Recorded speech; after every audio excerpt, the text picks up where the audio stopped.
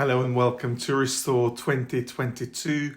We are in the last chapter of the first book of Samuel.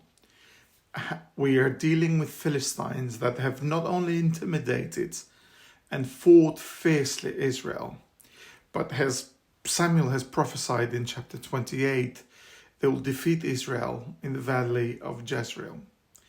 And also they are in pursuit of Saul.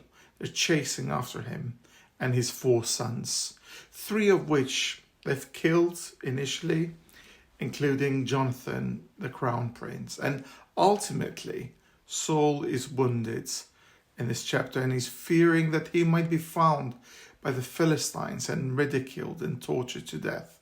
So he asks his armor bearer to kill him.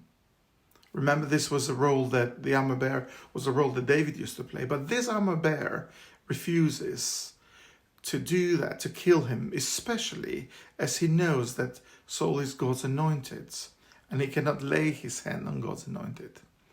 But then Saul falls on his own sword. This is an act that is rarely known among the Israelites in the Old Testament.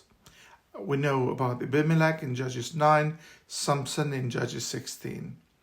But one of the Bible commentators states that Saul's death by his own hand climaxed a life which has been led in independence of God. When the Israelites learned that their king was dead, they abandoned their cities and they rushed to the wilderness. These nasty Philistines decapitated Saul. Actually, it was in the same manner as David dealt with Goliath. And to make their point, they displayed his armor in the temple of the goddess Ashtoreth and also hung Saul's and his sons' bodies on the walls of Bethshan. The only moment of positivity in this chapter is found in the response of the people of Jabesh Gilead and their response to going to pick up Saul's and his sons' bodies. And they had a reason to be grateful to Saul. And they had not forgotten their indebtedness to him.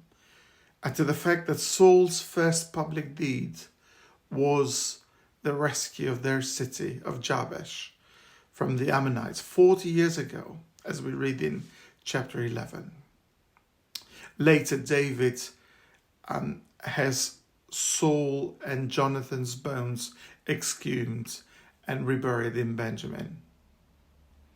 This book, the book of 1 Samuel, opens with Hannah's heard and answered prayers, with Hannah's hope and the promise of Samuel's birth.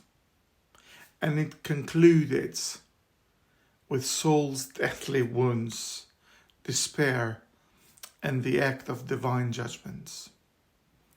The first book of Samuel illustrates how important that commitment to God is.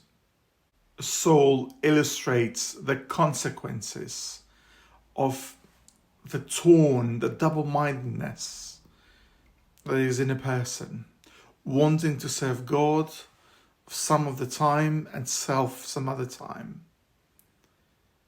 And yet, on the other hand, we've got David, who illustrates what happens when a believer seeks to honor God. They may experience failure as well as success, but the general course of life is upwards.